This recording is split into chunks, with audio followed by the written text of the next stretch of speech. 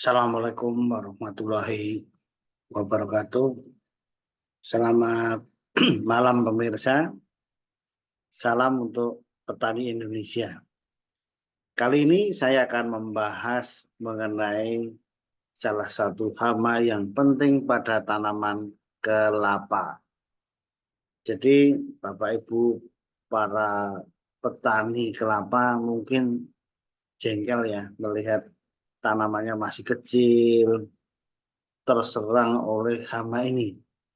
Nah, gejalanya ya nekrosis kering-kering lama-lama bisa hijaunya tidak ada dan bisa mati. Bisa mati. Bahkan kalau dalam kebun yang mati bisa mencapai 5%. Yang rusak bisa hampir semua. Dan kalau di rata-rata bisa 40-an% populasi terkena. Nah, ini yang menyebabkan pertumbuhan menjadi lambat. Yang diharapkan panennya cepat jadi lambat.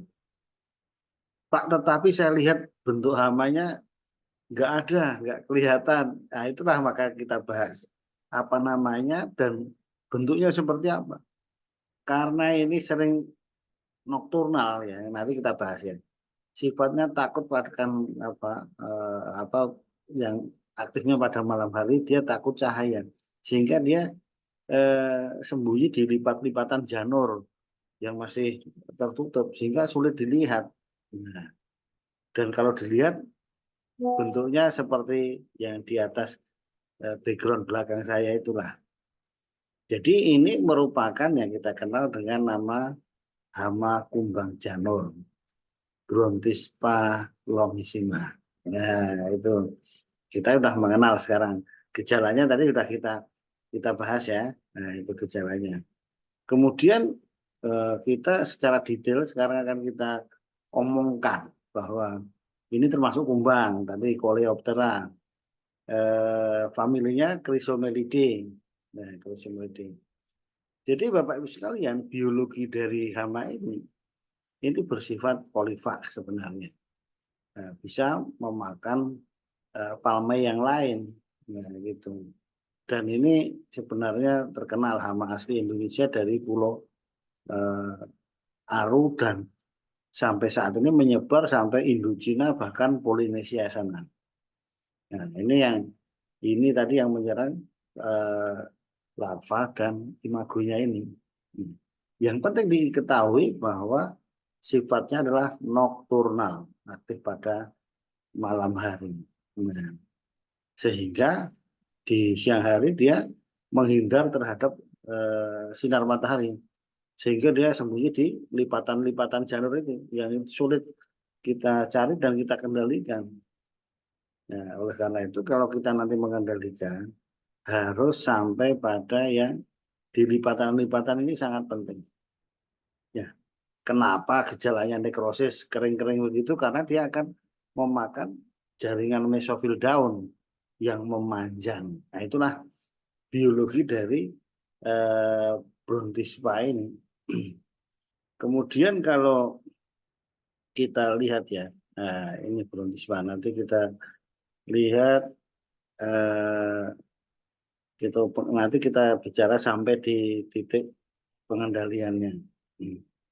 Kemudian siklus hidupnya. Nah, penting kalau siklus hidup itu untuk mengetahui bagaimana dia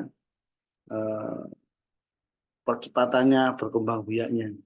Jadi siklus hidupnya kira-kira 75 hari. Kemudian setahun kira-kira ada 4 sampai 5 generasi ya. Dan telurnya itu per yang betina itu 100, kalau nggak salah 120 telur dengan kalau yang menetas atau kematiannya sekitar 25%, atau kalau dibalik yang menetas 75 persenan. Kemudian telur diletakkan satu persatu atau berkelompok. Dalam kelompok itu biasanya 2 sampai 5 telur.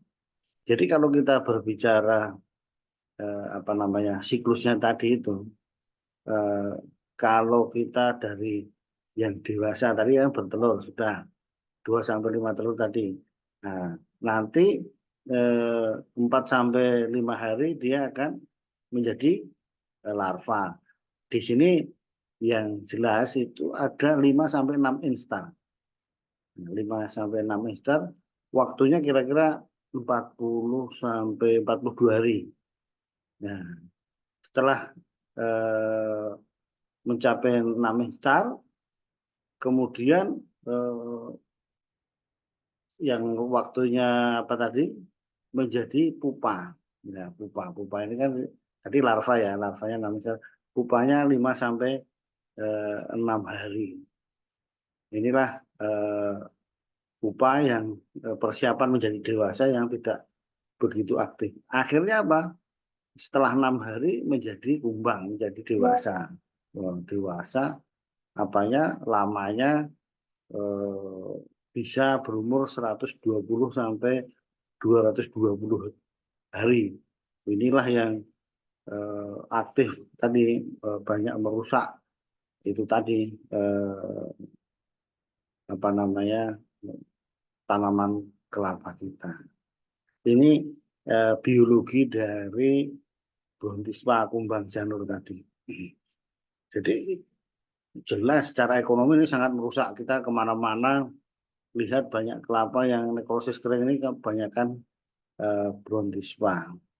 Dan hampir semua saya keliling ke mana ya, selatan Pulau Jawa dan sebagainya. Jadi kemudian yang perlu kita perhatikan, saya perhatikan ini juga bisa menyebabkan kematian tadi itu yang saya bilang sampai 5%, dan lebih diperparah ini tanaman kelapa bisa juga terserang oleh Oryctes kumbang badak maupun Leucoporus kumbang sagu. Nah ini kan beberapa biologinya ya yang bisa memperparah begitu. Ya, pengendaliannya bagaimana ya sekarang? Yang penting adalah pengendalian. Memang secara teori, bahkan saya sampai di Thailand disebutkan pengendalian yang bisa sukses preventif dengan menggunakan secara biologis. Nah, dengan beberapa parasitoid dan predator. Nah, kan gitu. Jadi ini yang pernah di apa ya, dengan menggunakan parasitoid larva atau pupa Tetrasicus brontispae. Parasitoidnya ada Ascodes spinarum, nah, predatornya Aesophyllus paradigma dan Sicerostes morio. Nah, gitu. Jadi secara biologi ya memang agak rumit lah pengendaliannya ini. Nah, kemudian berikutnya yang paling bisa sering keberhasilannya tinggi pengendalian yaitu cara fisik dan mekanik. Jadi yang mengikat janur dan memotongnya yang terserang. Nah, kemudian kalau ini tanaman masih pendek ya, kemudian kita bakar, kita kendalikan secara mekanis dan fisik.